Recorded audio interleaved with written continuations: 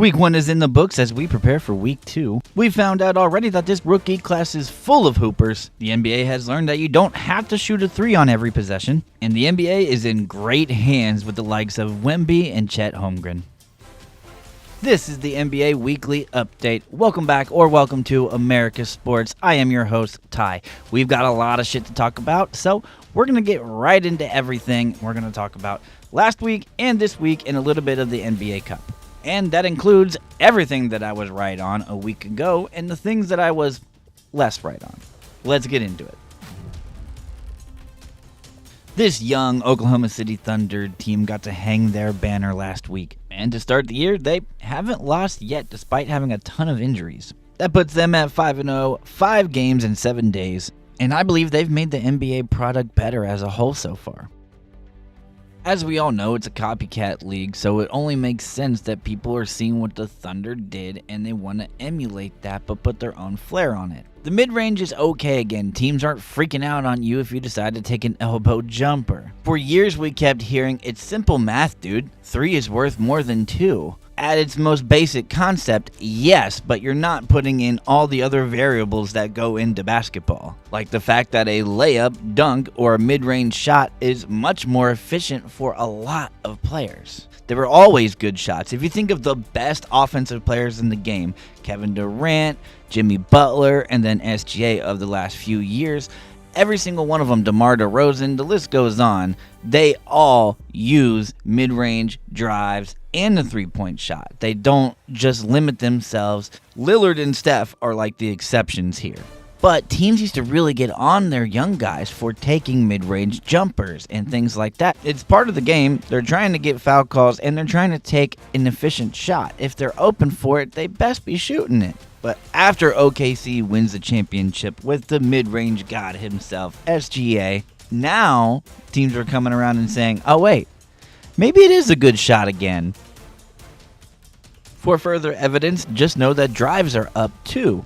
Guys like Tyrese Maxey, Shai Gilgeous-Alexander, Benedict Mathurin, Jalen Brunson, Anthony Edwards, they're all attacking defenses more than they did a year ago, which is leading to scoring going up and free throws going up too. Defenses are not getting worse out of nowhere. Teams are just getting harder to stop. A fun fact here is that the top 2 teams in drives per game are both undefeated. And I think it's making for a better product, except for the free throws. I think there are a little bit too much free throws. I wish they would let them play a little bit more. Pistons and the Celtics, for example, that third quarter, now a couple of other things happened in that third quarter, but that third quarter was brutally long. And some games have had free throw differences that have been crazy. Cavs and Nets last week, right? The Cavs shot 28 more free throws than the Nets did. 35 total free throws for the Cavs, 7 for the Nets. And I get it, the Cavs are a savvy offensive team that are good at getting to the free throw line, and Brooklyn is a brand new team with a bunch of youngsters on it that probably aren't great at it yet, but that's an insane number. However, for the most part, they've been pretty even. I am so glad that there are more ways to score in this year's NBA, and I think it's a lot to do with the OKC Thunder. The top 2 teams in drives, Chicago and OKC, are both still undefeated at a combined 8-0.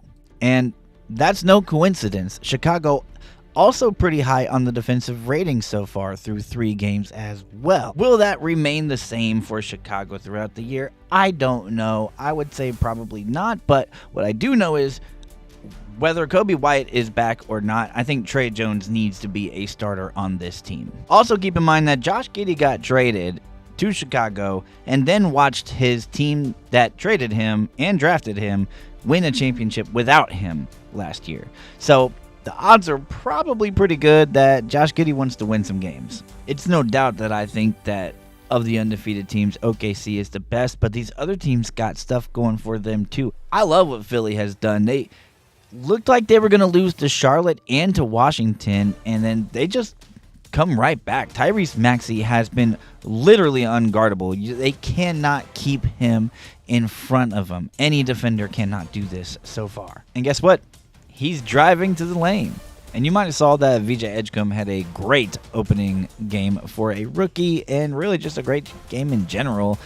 So this is where we're going to get into our rookie talk. Also on two of the undefeated teams, we have two rookies that are playing significant roles. Dylan Harper is the Spurs' sixth man, and it's working out really well. Great numbers when he's on the floor. And then for Philly, of course, you have Edgecombe, who really, he brings them a lot of energy. So even on nights where he's not going to score big, he's going to put the team in good position to win just by the energy he brings in and night out.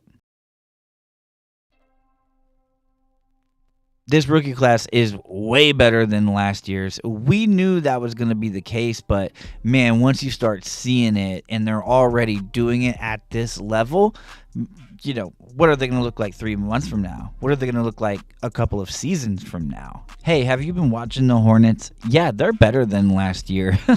I know it's not hard to do that, but with two solid rookies on this team and potentially a healthy Brandon Miller, yeah, your first 6 or so players are really nice. Colin Sexton is much better as a sixth man, in my opinion, for a good team, but he can fill some serious voids that you had a year ago when a guard gets injured like Brandon Miller or LaMelo. Either way, they are a lot of fun, but I want to talk about Ryan Kalkbrenner.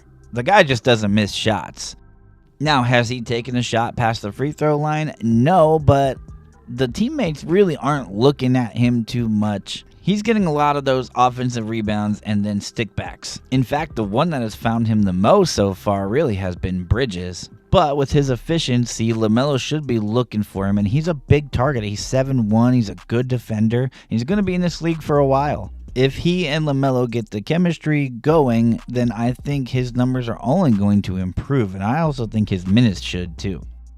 Another guy that I like, he might be the best three-point shooter in this rookie class, is Trey Johnson. Him and Knipple are going to go head-to-head for that probably. And a lot of the things that these rookies say, Trey Johnson especially, is that they just can't believe how much space they have in the NBA. They're used to college defenses where you can be a little bit more physical and pack the paint a bit more too. Not to mention, these stars have had whole teams keying on them all season long, so it makes sense that a guy like Trey, given some space, is going to knock down a shitload of threes in this league. I look for him to eventually win the starting job there in Washington. I don't know if it's going to be over Bub or if CJ's going to get traded or what, but this kid should be a starter. I mean, sky's the limit for this rookie class, and Cooper Flagg, he better watch out or he ain't going to get Rookie of the Year. This is not a cakewalk. I'm not even going to talk about Cooper Flagg in this one because the other rookies have done better this week. At the same time, though, guys, you have to remember to give these kids some time. Cooper Flagg is not a bust. He is going to be an awesome pro. Let's chill out with that stuff. And I want to say the same for Derek Queen real quick. I love Derek Queen. He's going to be a great pro. But the last kid I want to talk about is Cedric Coward because we have to talk about Coward. On his team throughout the first week and change, he has clearly played better than last year's rookie Jalen Wells for Memphis. He's getting 16.5 points on just 23 minutes per game, and his shooting numbers are ridiculous. Of course, they're not going to stay that way, but this kid can really play. Can he completely fill the void of Desmond Bane? I don't know. Probably not this year, but he does seem to have a lot of things going well for him. And of course, there are other rookies out there doing their thing. I haven't even mentioned Knipple yet. Asa Newell has done well with the time that he's been given. Same with Walter Clayton Jr. I'm a huge fan of Walter Clayton Jr. There's a lot of good guards. A lot of good guards in this class. And do not forget the name Ace Bailey. He will come around eventually. Be sure to keep watching all year long and follow along with these rookies as I am doing. Let's get over some good games that are coming up in the next week or so to come that doesn't include the NBA Cup. Reminder though that all the games on Friday are NBA Cup games. On Saturday on Peacock, we have the Rockets at the Celtics. That is at 8 o'clock Eastern Time. Both teams are really trying to build up some momentum as both teams lost guys for, majority, if not all year already. And then at 10 o'clock, we have the NBA's Mexico City game, and that is the Mavericks at the Pistons, technically at the Pistons. And like in our first game on Saturday, both teams are trying to do better than they started. Detroit, it looks like, is starting to, but Dallas, I'm not so sure about. On Sunday at 7 o'clock, we've got the Bulls at the Knicks. So far, that is one of the premier matchups of the Eastern Conference. And can Chicago keep it up? That's what we all want to know, and winning at New York would be a huge step in the right direction. And then next Monday, entering into week 3, we've got the Milwaukee Bucks at the Indiana Pacers. Now, I put these two teams on here because they just don't like each other. They've kind of been a rivalry over the last 2 to 3 seasons, especially when Halliburton showed up for Indiana. Anyways, guys, that is going to do it for NBA Weekly. And in the middle of making this video, I decided that I would make the NBA Cup preview on a separate video. So if you want to see more on the NBA Cup, then check out the video that's coming in a couple of days. We are going to preview it and predict it, go over the rules, and all that good, happy, joyous shit. But that's going to do it for this one, guys, and you'll see me in the next one.